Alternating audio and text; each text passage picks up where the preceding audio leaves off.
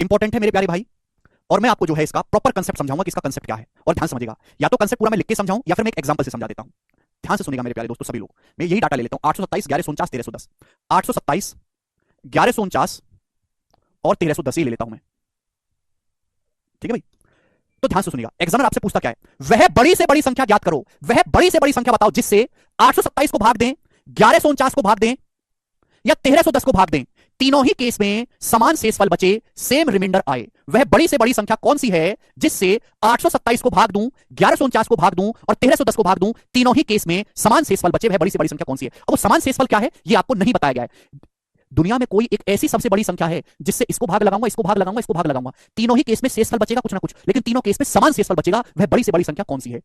जब भी आपसे ऐसा कुछ पूछा जाए, आपको कुछ नहीं करना, आपको दो दो का पेयर बना के लेना है डिफरेंस। दो दो का पेयर बना के डिफरेंस लीजिए। 9 में से 7 गया 2, 4 में से 2 गया 2, 11 में से 8 गया 3। पर इन दोनों संख्याओं का डिफरेंस कितना है? 322। आप इन दोनों का पेयर बनाइए, डिफरेंस लेंगे मेरे दोस्तों, क्या आएगा? 10 में से मेरे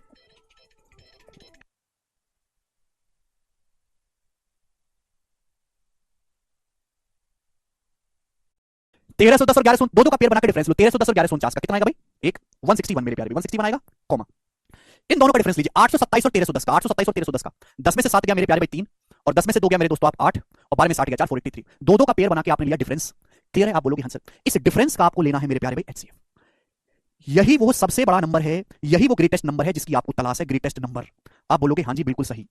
तो मैं एक बार फिर से सवाल आपके सामने रिपीट कर लेता हूं कि क्वेश्चन क्या है। वह बड़ी से बड़ी संख्या बताओ, दुनिया की वह सबसे बड़ी संख्या कौन सी है जिससे 827 को भाग दूं, 1149 को भाग दूं, 1310 को भाग दूं, तीनों ही केस में समान शेषफल बचे, सेम रिमाइंडर शेषफल बचनी चाहिए। तो अगर आपको वह बड़ी से बड़ी संख्या निकालनी है तो दो दो का पेयर बना के आप डिफरेंस लीजिए। दो दो का पेयर बनाया, आपने अंतर लिया, डिफरेंस मतलब बड़ी संख्या में से छोटी संख्या घटानी है। इनका लीजिए एचसीएफ मेरे प्यारे भाई। इनका एचसीएफ लेना बहुत आसान है, 161 ही आ जाएगा। ये 161 का दुगुना है, ये 161 का एक गुना है, 161 का तीन गुना है, यानी कि 161 ही मेरे प्यारे भाई वो ग्रेटेस्ट नंबर आ गया जिससे इन तीनों ही संख्याओं को भाग करने पर सेम रिमाइंडर बचेगा। चाहे आप भाग करके देख लो, 161 से 827 को भाग करो, 161 से 827 को भाग करो, कितनी बार जाएगा मेरे दोस्तों? 16 पंजे 80, 805 बार जाएगा। शेषफल कितना आ रहा है? 22 आ रहा है, 22 22 शेषफल बच रहा है। 161 से आप 1149 को भाग करो, 161 से 1149 को भाग करो, कितनी बार जाएगा? 16 7 112 मेरे दोस्तों, 7 बार जाएगा, 1127। तो ये भी 22 शेषफल बचा, देखो 22 शेषफल बच रहा है मेरे प्यारे 22। 161 से आप 1310 को भाग दो तो कितनी बार जाएगा मेरे प्यारे भाई? तो आप करके देखिएगा कितनी बार जाएगा? 8 बार, 16 128, 1288, कितना बचेगा मेरे दोस्तों? 22 शेषफल बचेगा। देखो तीनों केस में 22 शेषफल बचा है कि नहीं? तो 161 में बड़ी से बड़ी संख्या, चाहे इसको भाग लगाओ, चाहे इसको भाग लगाओ, चाहे इसको, तीनों केस में समान शेषफल बचेगा। सबसे बड़ी संख्या 161 है, लेकिन 161 अकेली ऐसी संख्या नहीं है जिससे इन तीनों को भाग करने पर सेम शेषफल बचे। 161 वो बड़ी से बड़ी संख्या जिसे इन तीनों को भाग करने पर सेम शेषफल बच रहा है। अगर 161 का कोई गुणनखंड, हालांकि 161 का कोई गुणनखंड होता नहीं है, अगर होता मेरे प्यारे 161 या होता है 30, 161 तो 7 से कटा ना, 7 गुना 30, 161 के अगर आप किसी फैक्टर से भी, 161 का फैक्टर होता है 7 गुना 30, 161 के अगर आप किसी फैक्टर से भी भाग करेंगे ना इन तीनों को, तो इन तीनों को भाग करने पर सेम शेषफल ही बचेगा। शेषफल अलग होगा बट सेम ही बचेगा। तो वह बड़ी से बड़ी संख्या जो इन तीनों को भाग करने पर सेम रिमाइंडर देती है वो 161 है। कैसे निकाले? दो दो का पेयर बना के आप डिफरेंस लीजिए, डिफरेंस का एचसीएफ लेना है। लेकिन अगर 161 के किसी फैक्टर से भी आप इन तीनों को भाग करेंगे, सेम शेषफल बचेगा। जैसे 167 का फैक्टर होता है मेरे प्यारे भाई एक 7, 7 से भाग कर लो 827 को, 7 से क्या बचता है मेरे दोस्तों? अभी कितनी बार जाएगा? 700, और ये आपका जाएगा भैया 13 बार, या 14 17 नहीं, 14 नहीं, 15 बार, 16 16 बार, 16 नहीं, 17 बार, 17 नहीं, 18 बार, 118 बार जाएगा। 118 सत्ते मेरे दोस्तों 700 और 126, यानी कि एक शेषफल बचेगा 1। इसको भी 7 से भाग करके देखेगा, एक ही शेषफल बचेगा, इसको भी 7 से भाग करके देखेगा, एक ही शेषफल बचेगा, तीनों केस में सेम शेषफल बचेगा। समझ में आया? आप बोलोगे हाँ जी सर बिल्कुल सही समझ में आया। अब आपके ये तो मैंने आपको समझा दिया एग्जांपल से कि करना कैसे है, लेकिन इसके पीछे कारण क्या है कि आपने दो दो का पेयर बना के डिफरेंस क्यों लिया? If a greatest number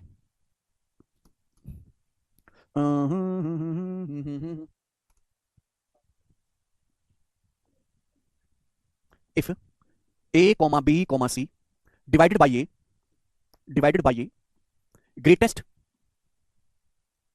number x gives same remainder r respectively, gives same remainder r, हाँ बढ़ा दो r रेस्पेक्ट, यार रहने दो, परेशानी करते रहेंगे, कमेंट बंदी रहने दो इनका दो के रेस्पेक्टिवली, ठीक है ना? यदि एबीसी को एक बड़े से बड़े नंबर x से भाग दिया जाता है, ग्रेटेस्ट नंबर x, तो हर केस में सेम शेषफल बचता है r। तो x की वैल्यू क्या है मेरे दोस्तों? ये तो कंसेप्ट है। मैंने अपनी मर्जी से ले ली कि माना एबीसी तीन संख्याएं हैं जिनको एक सबसे बड़े नंबर x से भाग दिया जाता है, तो तीनों ही केस में सेम रिमाइंडर बचता है r।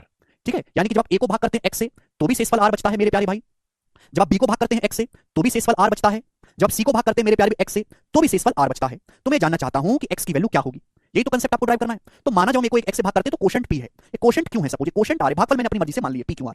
तो a की वैल्यू क्या होगी? a की वैल्यू जो होगी मेरे दोस्तों वो होगी, a की वैल्यू होगी p into x plus r। ये a की वैल्यू होगी, आप बोलोगे हाँ जी सर।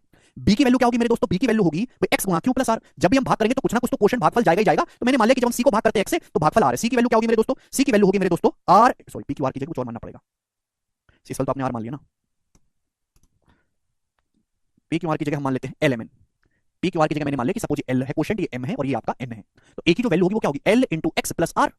सही है भाई। बी की वैल्यू क्या होगी, M into X plus R. आप बोलोगे हाँ जी सर। सी की वैल्यू क्या होगी, N into X plus R. ये होनी चाहिए। आपको निकालना क्या, एक्स का मान निकालना है। आप कहोगे सर यहां से भी एक्स का मान नहीं आ रहा। अगर बच्चों में दो दो का डिफरेंस लूं, मैं आपसे कहूं ए माइनस बी बताओ, ए माइनस बी की वैल्यू क्या होगी। जब मैं ए में से बी को घटाऊंगा तो आर से आर कट जाएगा, आर से आर कट जाएगा, बचेगा क्या, बचेगा X into L minus M. यही बचेगा। आप बोलोगे हाँ जी सर बिल्कुल सही। अगर मैं बी में से सी को घटाऊंगा, बी में से सी को, तो क्या आएगा, बी में से सी घटाएंगे आर से आर कट जाएगा, तो आएगा X into M minus N.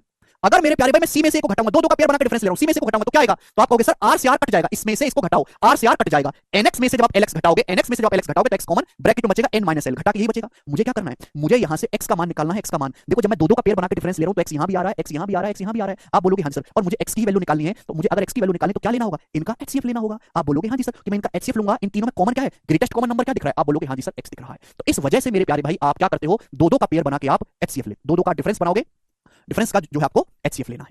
तो वह बड़ी से बड़ी संख्या जो तीन संख्याएं एबीसी उनको भाग करने पर सेम रिमाइंडर देती है आर, तो वो संख्या निकालने के लिए आपको दो दो का आपने पेयर बनाया, उनका जब आपने डिफरेंस लिया तो हर डिफरेंस में एक्स आ रहा है, और एक्स की वैल्यू निकालने के लिए आपने क्या किया, इन तीनों का एचसीएफ ले लिया। इसके पीछे का प्रॉपर कांसेप्ट रीजन है, और एग्जांपल से दोस्तों मैंने आपको ये वाली बात समझा दी।